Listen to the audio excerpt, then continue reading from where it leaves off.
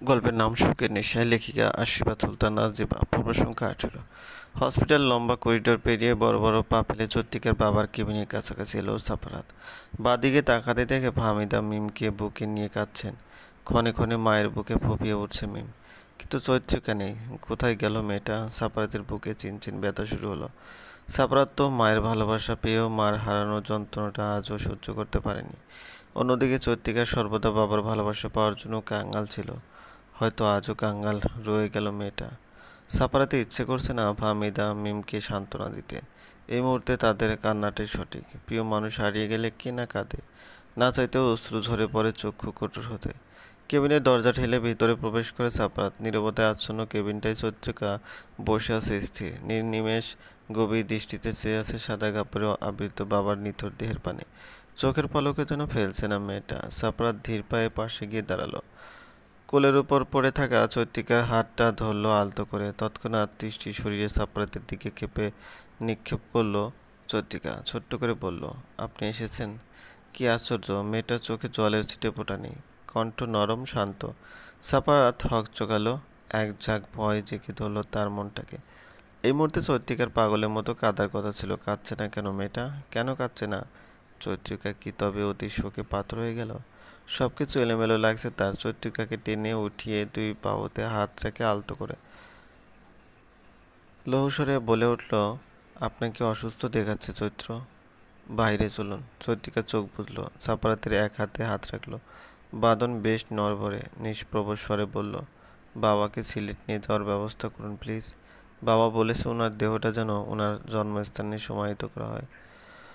কতটা সহজে কথাগুলো বলছে মেয়েটা। সাফারাতের ভিতরটা দুমড়ে মুচড়ে যাচ্ছে। চৈত্রিকাকে বুকের সাথে মিশিয়ে নিতে পারলে হয়তো শান্তি পেত। আপনি একটু নর্মাল হন প্লিজ। আমি সব ব্যবস্থা করে ফেলছি এখনই। একটাই অনুরোধ, নিজের ভিতরে কষ্টগুলো বাইরে মুক্ত করে দিন। চৈত্রিকা সাফারাতের আকুতি ভরা কণ্ঠ শুনে মাথা নাড়ল। তৎপরে বাবার লাশের দিকে তাকিয়ে রইল নিষ্পলক অনিমেষ। ফোন বের করে দিহানকে কল দিল সাফারাত। কারণ ফাহমিদা মিমকে সামলাতে হলে আরও একজনের প্রয়োজন। চৈত্রিকাকে বসিয়ে কেবিন থেকে বেরিয়ে এলো। মিম দাঁড়িয়েছিল কেবিনের অভিমুখে। সাফারাতকে দেখে মেয়েটা হাউমাউ করে কেঁদে উঠল। হতবিহ্বল হয়ে পড়ল সাফারাত। ঠোঁট চেপে মিমের মাথায় হাত রাখে শুধু। ওদের কিছু বলার ভাষা হারিয়ে ফেলেছে সে। দ্রুত বেগে স্থান ত্যাগ করে রিসেপশনে এলো। রিসেপশনে মেয়েটা একগাল হাসলো তাকে দেখে। তাকিয়ে রইল স্থির। মেজাজ খিটখিট হয়ে উঠল সাফারাতের। গম্ভীরভাবে সকল ফর্মালিটি পূরণ করে লাশ নেওয়ার ব্যবস্থা করে ফেলে। ইতিমধ্যে দেহান এসে পড়েছে। ওয়ার্ড বয়দের বলা হলো লাশ অ্যাম্বুলেন্সে তুলে দিতে। হার্ট অ্যাটাকে মারা গিয়েছেন আহমেদ সাহেব। অ্যাম্বুলেন্স উঠেছেন ফাহমিদা, দেহান, চত্রিকা ও মিমকে উঠতে দেয়নি সাফারাত। ফাহমিদা সাফারাত ও দেহানকে এক দেখায় চিনতে পারলেও কিছু জিজ্ঞেস করলেন না। এই মুহূর্তে একটা শব্দ উচ্চারণ করার ক্ষমতা নেই ওনার। চুপচাপ বসে আছেন। সাফারাত চৈত্রিকাকে নিয়ে গাড়িতে উঠবে, তখনই তাহাবের বাবা মা হাজির হয়। সাফারাতের হাতে চৈত্রিকার হাত দেখে ক্ষোভে ফেটে পড়ে তাহাব। এগিয়ে এসে চৈত্রিকার হাত ছাড়িয়ে নিতে উদ্যত হলে সাফারাত টেনে এক হাত চৈত্রিকাকে নিজের সাথে জড়িয়ে নেয়। তাহাবের চোখ দুটো জ্বলে ওঠে, কিন্তু তা যেন সাফারাতের রক্তিম চক্ষুদ্বয় হতে নিতান্তই তুচ্ছ, নিরর্থক। কপালের শিরাগুলো দৃশ্যমান সাফারাতে। চল শক্ত হয়ে উঠেছে। পরিস্থিতি বিবেচনা করে কণ্ঠ নম্রতায় বলে উঠল, চৈত্রের অবস্থা ভালো না, আর এখন সিন ক্রিয়েট করার সময় নাই। আপনি কি? আমি জানি না, তবে পরে রাগ ক্রোধ দেখাবেন, এখন না। মিম পাশ থেকে বলল, ভাইয়া উনি আপুর বাগদত্তা। সাফারাতের রাগটা মাথাছাড়া দিয়ে উঠল সঙ্গে সঙ্গে। তাপ ক্রুদ্ধ কণ্ঠে বলল, চৈত্র আমার সাথে যাবে, আর আপনি বা কে হন চৈত্র? আমার বাগদত্তাকে আপনি কোন অধিকারে ছুঁয়েছেন? চৈত্রিকার এতক্ষণ নিবিড়তা ভেঙে গেল। কণ্ঠে গভীরতা, আত্মবিষাদের ছাপ। আমি আপনার সাথে যাব না, সাফারাতের সাথে যাব আমি। সাফারাতের পরিচয় আপনার জানতে হবে না, শুধু এতটুকু জেনে রাখবেন আমার একমাত্র ভরসা স্থান সাফারাত। যদি পারেন অমানুষের মুখোশ খুলে মানুষ হবেন। আমার বাবার নিথর দেহ পড়ে আছে, অথচ আপনার মধ্যে ন্যূনতম মানবিকতা নেই। আমার চোখের সামনে আসবেন না আপনি, একদম আসবেন না। সাফারাত তাহাব দুজনের চোখ নিবদ্ধ চৈত্রিকার কঠোর মুখশ্রীতে। ভিতরে ভিতরে ফুঁসছে তাহাব। চৈত্রিকাকে মেরে ফেলতে ইচ্ছে করছে তার। চৈত্রিকার দেহ অন্য পুরুষের স্পর্শ তার সহ্য হচ্ছে না। না, এটা ভালোবাসা না। তাপ শুধু একান্তভাবে নিজের নিকৃষ্ট ছোঁয়া আঁকতে চায় চৈত্রিকার দেহের সর্বাঙ্গে। তাপের বাবা মা কিছু বলতে পারছেন না। পরে এসব নিয়ে কথা হবে বলে তাহাবকে টেনে নিয়ে যান ওনারা। চৈত্রিকা কারো অপেক্ষা না করে মিমকে নিয়ে গাড়িতে উঠে বসে পড়ে। সাপারাত বসে তার পাশে। ধূসর রঙের চক্ষু দুটি সারা রাস্তা শুধু চৈত্রিকার দিকে তাকিয়ে পার করে। অপেক্ষা তার কখন চৈত্রিকার নেত্রযুগল হতে বেয়ে যাবে এক ফোঁটা জল। জলে ভিজে দেবে সাদা শার্ট, প্রশস্ত বক্ষস্থল। সন্ধে গড়িয়ে রাতের আধারে ঢেকে গেছে ধরিত্রী। ঘরের ভিতর মানুষের শোরগোল। পাড়া প্রতিবেশীদের আগমন ঘটেছে সান্ত্বনা দেবার লক্ষ্যে। কিন্তু চৈত্রিকার যে কোনো ধরনের সান্ত্বনা চায় না, তার সেফ বাবাকে চায়। হসপিটাল নিয়ে যাবার সময় গাড়িতে বাবার মাথায় হাত বুলিয়ে দেবার দৃশ্যটা পুনরায় চায়। বাবা তো তার হাতটা ধরেই শেষবার নিঃশ্বাস ত্যাগ করেছিল। তখন থেকে চৈত্রিকার চোখের জল শুকিয়ে গেছে, ভিজে ওঠে না চোখের কোল। আজ চারপাশে মানুষের উচ্চ আওয়াজ, ফিসফিস করা শব্দের শেষ নেই। শেষ হয়ে গেছে বাবার সেই ক্রোধ মিশ্রিত ধমক। মুখ ফিরিয়ে নেওয়া টলমল পায়ে পুকুর ঘাটে এসে বসল চৈত্রিকা। ওদের বাড়িটা তো আহমদ বিক্রি করে দিয়েছে। এখন যেখানে আছে সেটা আহমদের চাচাতো ভাইয়ের বাড়ি। বিকেলের দিকে শেষ হয়েছে ওনার দাফনের কাজ। ভেজা মাটির গন্ধ আসছে, পিছিল হয়ে আছে পুকুর ঘাট। শেষ বিকেলে বৃষ্টি হয়েছে। বৃষ্টি হয়তো চেয়েছে চৈত্রিকাদের জীবনের সকল কষ্ট ধুয়ে মুছে নিতে, কিন্তু বরাবরই ব্যর্থ হলো। নতুন এক কষ্টের যে সূচনা হয়েছে মাত্র। কারো পদধ্বনি পেয়ে চৈত্রিকা ঘাড় পাকিয়েছিল। তাপ দাঁড়িয়ে আছে ঠায়।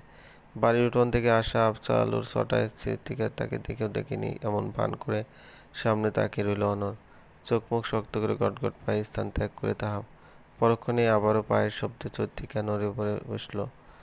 বীরেশ্বরের পিছনে না তাকিয়ে প্রশ্ন করে, কোথায় ছিলেন? সাপারাতে পাশে দাঁড়িয়ে চৈত্রিকার দৃষ্টি লক্ষ্য করে সুদূরে রাখল। অন্ধকার ব্যতীত কিছুই নেই। এদিকটাই তমসার ভিড়। চাঁদের আলো নেই, আকাশে মেঘ গর্জন করে উঠছে। ক্ষণে ক্ষণে চৈত্রিকা পুনরায় প্রশ্ন করল, ঢাকা ফিরে যাবেন? হুম, আপনি বোধহয় ভুলে গেলেন সিলেটে বাড়ি আছে আমাদের, এখান থেকে কিছু দূরে। ভুলিনি, তবে 8 বছরের দূরত্বে মস্তিষ্ক থেকে অনেক কিছুই বেরিয়ে গেছে, নয়তো চাপা পড়ে গেছে। পুরনো হয়নি, শুধু আপনার সাথে কাটানো সময়গুলো। সাপারাতের হৃৎপিণ্ডে কাঁটাটা গিয়ে তীরের মতো বিঁধল। চৈত্রিকার হাতটা আঁকড়ে ধরে শরীরে অনেকখানি শক্তি ব্যয় করে। মিম আন্টি, আপনি আমার সাথে চলেন আমাদের বাড়িতে। কয়েকটা দিন তো থাকবেন সিলেটে। এখানে আপনাদের প্রবলেম হবে। তাছাড়া তাহাপ আছে এখানে। আমি পারবো না ওকে এখানে সহ্য করতে। পরিস্থিতি স্বাভাবিক হলে আমি কথা বলবো আন্টির সাথে। আপনাকে ছাড়া একদণ্ডও চলবে না আর আমার। চৈত্রিকার কোনো হেলদোল হলো না। নির্লিপ্ত ভঙ্গিমায় দাঁড়িয়ে আছে। তার তো খুশি হবার কথা, আনন্দের চোখ পানি আসার কথা। এত বছর ধরে যাকে ভালোবেসে এলো একপাক্ষিকভাবে, সে ভালোবাসে কিনা না জেনে, আর সেই মানুষটা হাতটা মুঠোয় বেঁধে বলছে তাকে ছাড়া থাকতে পারবে না। তবু চৈত্রিকা নির্বাক। সাপারাতে আর বাধ্য হলো নিষ্ঠুর হতে। চৈত্রিকা এমন রোবটের মতো থাকলে তার জন্য ক্ষতিকর হতে পারে। যদি কষ্ট পায় ভাবে, তবু এই মেয়েকে কাঁদাবে সাপারাত। টেনে নিজের বুকে নিয়ে এলো, কোমর জড়িয়ে নিজের সাথে চেপে ধরল কঠোরভাবে। বিদ্যুৎ চলে গিয়ে নিকষ কালোতে ডুবিয়ে দিয়েছে প্রকৃতি। প্রগাঢ় অন্ধকারে চৈত্রিকা হাত ধরে সাপারাতের শার্ট আঁকড়ে ধরে মিনমিন করে বলল, বাবার কাছে যাব। সাপারাত গভীরভাবে ডেকে উঠল, চৈত্র। চৈত্রিকার গলার স্বর আর্তনাদ বেরিয়ে গেল হুট করে। ভালোবাসার অতি শান্তির স্থানে মুখ গুজে সারাদিন চেপে রাখা কষ্ট মুক্ত করে দিল। বাঁধভাঙা অশ্রু গড়িয়ে যাচ্ছে। পাগলের মতো প্রলাপ করতে লাগলো চৈত্রিকা। সাপারাতের গলায় বুকে খামচে ধরে আস্তে কেটে ক্রমাগত বলতে লাগলো, আমি বাবার কাছে যাব, আমায় নিয়ে চলুন। সাপারাতের বুকটা হাহাকার করে উঠল। চৈত্রিকাকে মিশিয়ে নিল বুকে। যদি পারতো তাহলে মেয়েটার সব কষ্ট নিজের জমায়েত কষ্টের সাথে যোগ করে নিত সাপারাত। এই মেয়ের কান্নার শব্দ ফোফানো হৃদয়ে যন্ত্রণা বাড়িয়ে দিচ্ছে। চৈত্রিকা কাঁদছে। কান্নায় ভেঙে পড়েছে মেয়েটা। নিঃস্বর হয়ে আছে সমস্ত দেহ। বাবা নামক মানুষটা যে নেই, কেন পারলো না সে বাবার রাজকন্যা হতে? কেন? সাপারাতের বুকে মুখ গুজে নিস্তব্ধ নিশ্চুপ হয়ে গেল একটা সময়। সাপারাতে অবাক হয়ে চৈত্রিকাকে বুকে থেকে সরালো কিছুটা। দেহ ছেড়ে দিয়েছে। পরে যেতে নিলে পাজা গোল করে তড়িৎ গতিতে ঘরে নিয়ে এলো। মানুষজন এদিকে ফিরেও তাকালো না। মিম, ফাহমিদা আরও কয়েকজন ছুটে আসতেই জানালো চৈত্রিকা জ্ঞান হারিয়েছে। কেউ কেউ তীর রেখা নজরে চাইছে ওদের দিকে। পাড়ার কয়েকজন মহিলা ফিসফিস করছেন, সাপারাত বাহিরের টিউবওয়েল থেকে পানি এনে চৈত্রিকার চোখে মুখে ছিটিয়ে দিল। মিমকে বলল মাথায় পানি দিতে। ফাহমিদা মিমের কাছ থেকে জানতে পেরেছেন সাপারাত চৈত্রিকার খুব ভালো ফ্রেন্ড। তিনি আর কিছু জিজ্ঞেস করেননি। মেয়ের উপর অগাধ বিশ্বাস আছে। চৈত্রিকার শরীর মুহূর্তেই গরম হয়ে যাচ্ছে, জ্বরে পুড়ে দেহ কাঁপছে তার। সাপারাত হন্তদন্ত হয়ে বাইরে এলো। দিহানকে বলল বাজারে ডাক্তার আছে, জলদি যেন ডাক্তার নিয়ে আসে। এই সমাজের মানুষের কারো তোয়াক্কা করলো না সাপারাত। সারা রাত বসে রইল চৈত্রিকার শিওরে। চৈত্রিকার অবস্থা খুব একটা ভালো না, শারীরিকের চেয়ে মানসিকভাবে বিপর্যস্ত সে। ফাহমিদা অসুস্থ হয়ে পড়ায় ওনাকে অন্য ঘরে নিয়ে গেলেন। মিম বসে রইল বোনের পাশে। দিহান অনেকবার এসেছে, সাপারাতকে বুঝিয়েছে বাইরে নিয়ে যাওয়ার জন্য, কিন্তু সাপারাতের তেরামি জেদের কাছে কেউই টিকতে পারেনি। চৈত্রিকা অচেতন অবস্থায় সাপারাতের হাতটা ধরে আছে। ঘুমে থেকে মেয়েটা আঁকড়ে ধরে রেখেছে বিশ্বস্ত হাতটুকু। 7টা দিন পেরিয়ে গেছে। চৈত্রিকার সুস্থ হতে অনেকটা সময় লেগে গিয়েছে। এই 7 দিন সাপারাত চৈত্রিকার খেয়াল রেখেছে।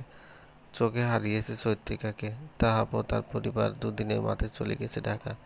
দিহানের মা একা বিদায় তাকেও চলে যেতে হয়েছে। সাপারাত নিজের বাড়িতে রাত কাটিয়ে সকালে সূর্যের রশ্মি চারদিকে না ছাড়াতে হাজির হয়ে যায় চৈত্রিকার সামনে। রাতটুকুর জন্য যেতে চাইতে না। চৈত্রিকার কথায় বাধ্য হয়ে যেত। শুধুমাত্র বন্ধুত্ব। মেয়ের প্রতি কোনো ছেলের এত পাগলামি উন্মাদনা চিন্তা ফাহমিদাকে ভাবিয়ে তুলল। চিন্তাগ্রস্ত হয়ে পড়লেন তিনি। তাহাবের মা ফোন করেছিলেন কিয়ৎক্ষণ পূর্বে।